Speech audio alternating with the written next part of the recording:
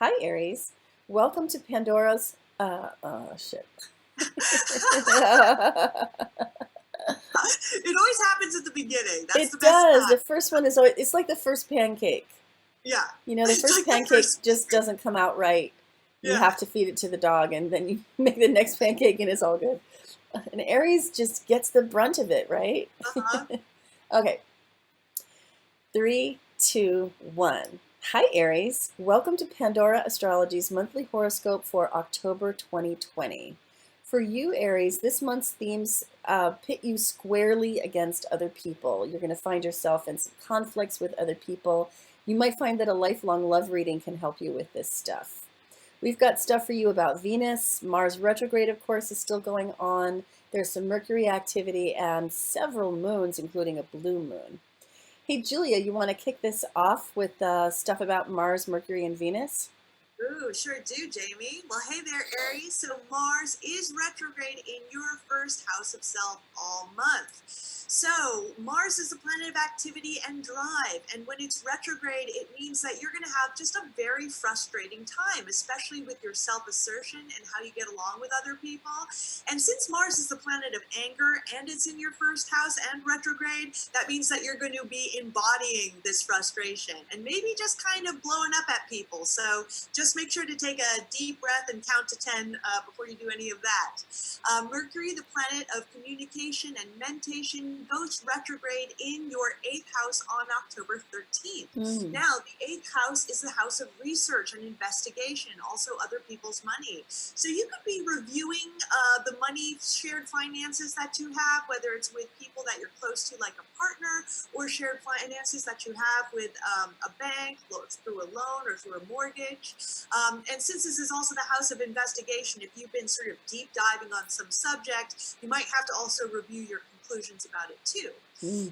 Then Venus, the planet of love and beauty, enters your 6th house of work on October 2nd. Mm. And when Venus comes in this house, you know, it's not necessarily the most romantic transit in the world, but it's really, really True. good for getting along well with your coworkers, with your clients, or any of the other people that you work with. So true.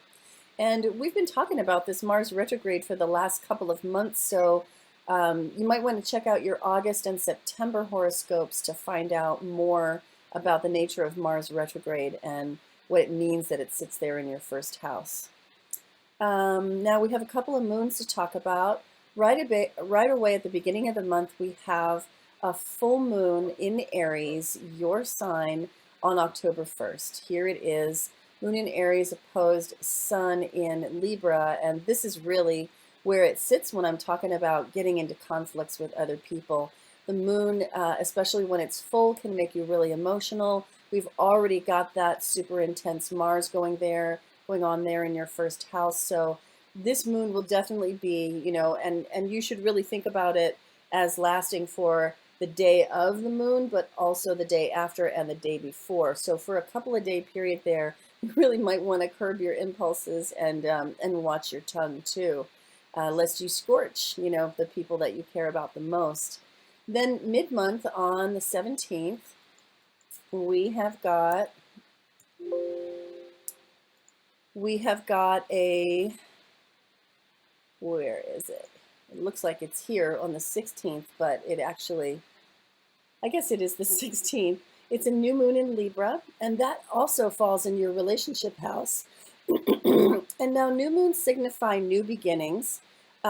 This one might be a little bit challenging, though, because it is right square in a zone where it's being impacted by the pandemic hot degree. So this moon involves a square to Pluto and Saturn and Jupiter. It opposes that Mars retrograde. Emotions could really be high in your relationship department. You could find that your partner is feeling very emotional, or maybe wanting to make a new beginning without you. That would really suck. And then Pluto, Saturn, and Jupiter are just going to kind of make that so much more intense. So if you've been struggling with the spiritual lesson of the pandemic hot degree, which you can find out a lot more about in our playlist called The Astrology of Pandemic Year 2020. if you've been struggling with learning this lesson about letting go of control and gracefully, then this moon could, be a pretty difficult time for you about that. So then later in the month, we have a third moon. And when you have another moon of the same type inside of a month, it's called a blue moon. And in this case, it is a full moon, blue moon, happening on October 30th.